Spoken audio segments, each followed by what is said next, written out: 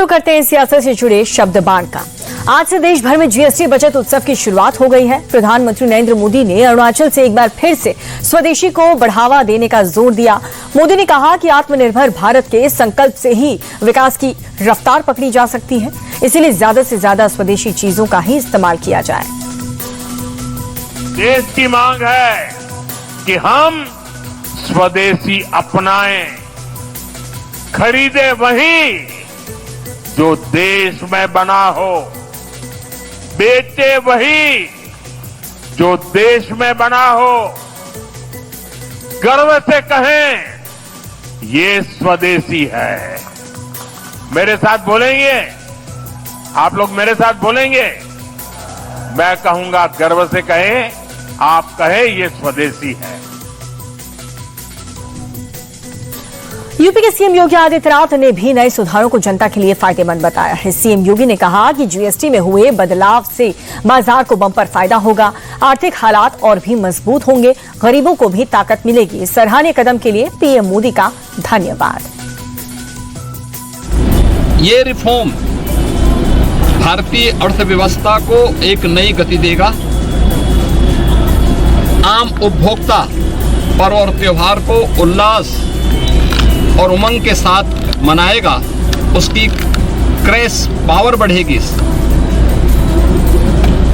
बाजार में एक मजबूती आएगी और स्वाभाविक रूप से खपत बढ़ेगी तो प्रोडक्शन भी बढ़ाना पड़ेगा, नए रोजगार का सृजन भी इसके साथ होगा।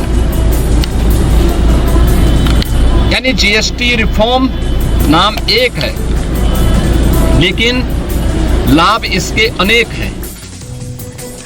एमपी के सीएम मोहन यादव पर भी जीएसटी बचत उत्सव का खुमार देखने को मिला। मोहन यादव ने तो खुद बाजार में जाकर दशहरे के लिए कुर्ता पैजामा खरीदा और सस्ते हुए दामों का फायदा भी उठाया। इस मौके पर इंडिया टीवी से बात करते हुए सीएम मोहन यादव ने कहा कि देश को विकसित करने के लिए हम सभी को स्वदेशी अपनाना ही होगा।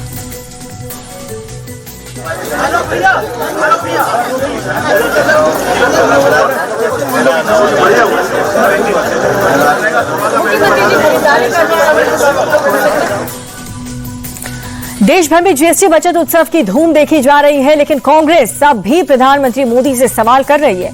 जयराम रमेश का कहना है कि गब्बर सिंह टैक्स के माध्यम से बीजेपी सरकार ने 55 लाख करोड़ से ज्यादा की लूट की है। अब चूंकि अमेरिकी राष्ट्रपति ट्रंप ने भारत पर टैरिफ लगाया, तो इसी के डर से पीएम मोदी ने जीएसटी घटाने की घोषणा कर दी। जुलाई 2017 में जीएसटी पहली बार लागू हुआ, तभी राहुल गांधी जी ने कहा, कांग्रेस पार्टी ने कहा, यह गब्बर सिंह टैक्स है।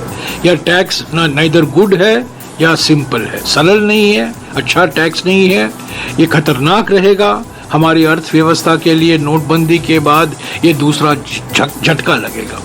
8 साल हुए हैं, 8 साल उन्होंने ये माना नहीं। हम मांग करते रहे जीएसटी में सुधार लाइए, दूसरा अवतार जीएसटी का लाइए, उन्होंने बात सुनी नहीं। ट्रंप के टैरिफ के बाद, तारीफ नहीं मिली ट्रंप से, पर टैरिफ मिली।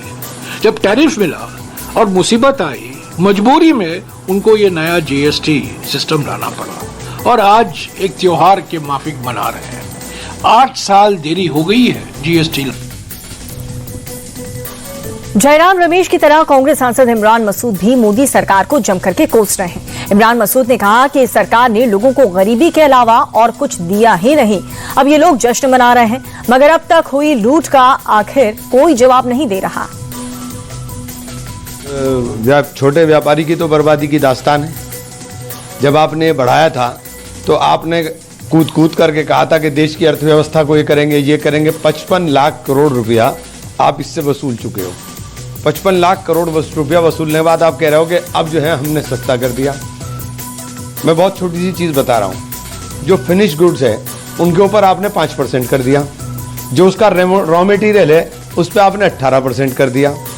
ये जो 12% का गैप, 13% का गैप है, इस गैप का क्या होगा? इस गैप को कौन भरेगा, किस तरह भरा जाएगा? तो जो छोटा व्यापारी है